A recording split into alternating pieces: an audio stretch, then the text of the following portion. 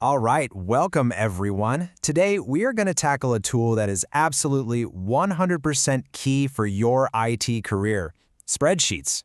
And yeah, I know, but believe me, we're going to have some fun with it.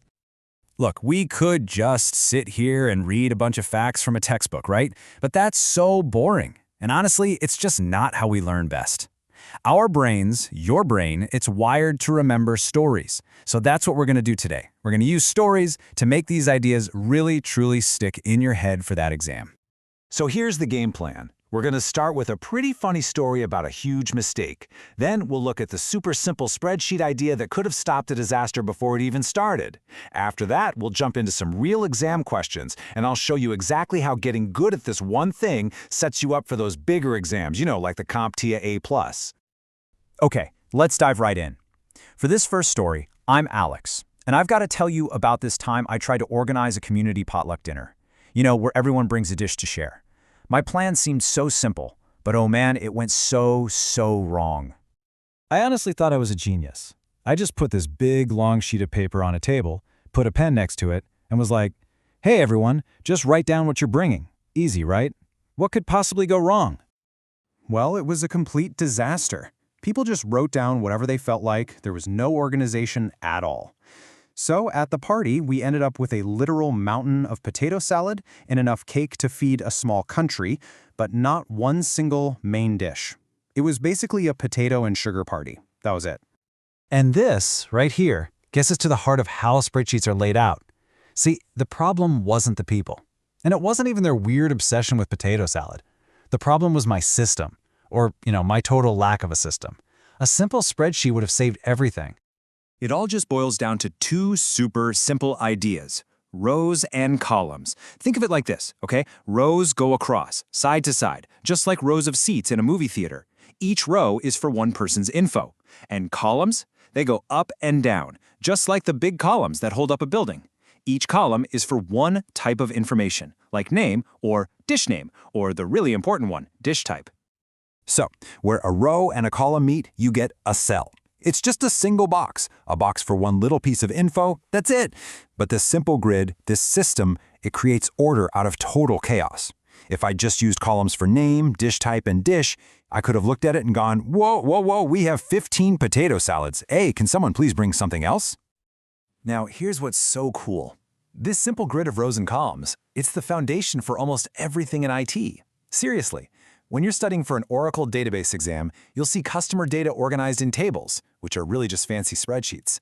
For your CompTIA Network Plus exam, you'll be staring at network logs that are laid out in a grid. And for Security Plus, you'll be analyzing security alerts where every single row is an event and every column gives you a crucial detail.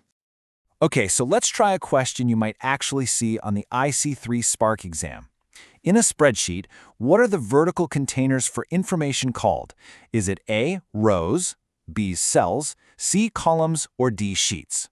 Go ahead, take a second and think about it. If you said C, columns, you are exactly right. Let's just break it down real quick. Rows are wrong because they're horizontal, they go side to side. Cells? Nope, that's just one little box. And a sheet is the whole page. The correct answer is columns.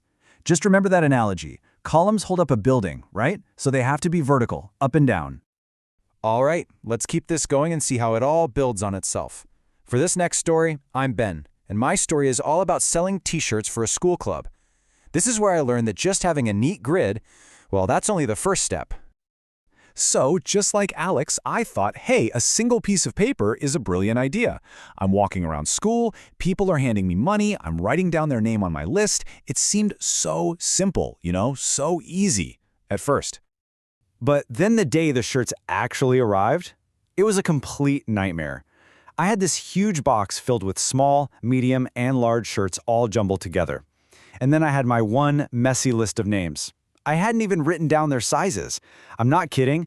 I spent 3 hours just running around trying to find people and asking what size they ordered. It was a total catastrophe.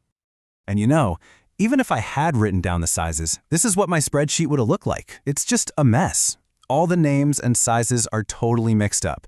Trying to find all the small orders or trying to see who still owed me money. Man, it would have been such a headache.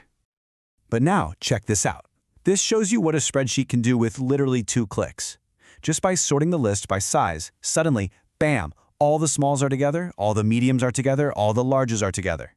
My job just got 10 times easier. That right there is the power of data management.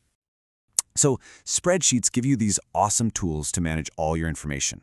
First up is sort, which is what we just did. It puts your info in order, like A to Z. Then you've got filter, which is super cool. It lets you hide the stuff you don't want to see. So for example, I could have filtered my list to show me only the people who hadn't paid yet. And finally, you've got formulas, which just let the computer do all the math for you.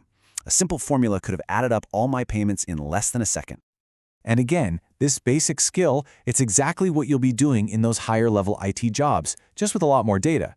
For your CompTIA A+ certification, you might have to sort through computer error logs by date to find the very first sign of a problem.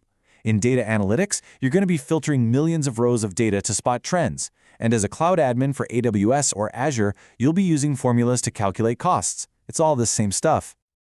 Okay, you know the drill. Let's practice with one more exam question.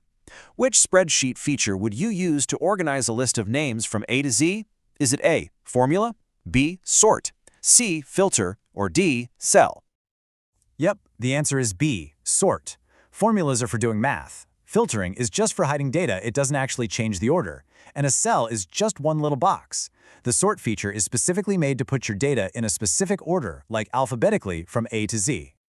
So, let's wrap this all up. From my potluck disaster and Ben's t-shirt catastrophe, we've learned the two main superpowers that spreadsheets give you. Okay, this is exactly what you need to burn into your brain for the exam. First, layout is your foundation. You have to build an organized grid using your vertical columns and your horizontal rows. Second, data management. That's how you ask questions and find answers. You use tools like sort, filter, and formulas to figure out what your data is telling you. And for sure, make sure you know these keywords: cell, row, column, sort, and formula.